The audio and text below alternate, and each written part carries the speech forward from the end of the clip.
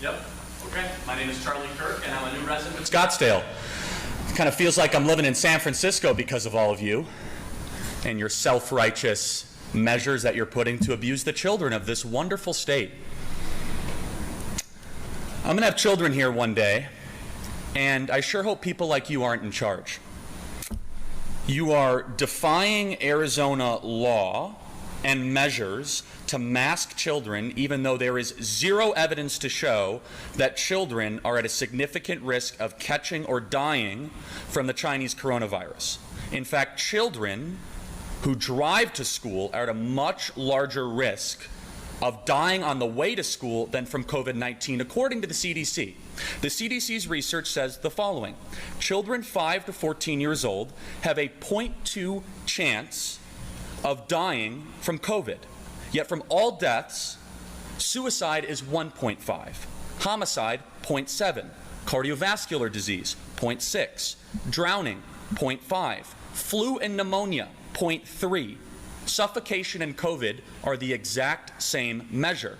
Yet this district has decided to go in their own direction against the will of the taxpayers of this area and want to mask children. We know what masking children does.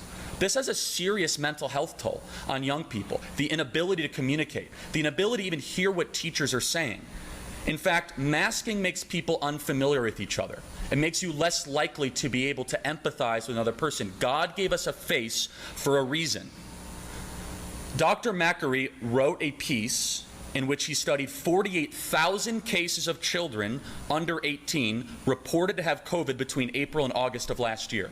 How many children died? He said, quote, "Our report found a mortality rate of 0 among children without a pre-existing medical condition such as leukemia."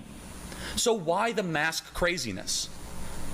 There was a 22.3% spike in ER trips for potential suicides by children aged 12 to 17 in summer 2020 compared to 2019, according to findings published in the CDC's Morbidity and Mortality Weekly Report. And we know there's a direct link between children not being able to empathize with their peers and their parents and mental health issues.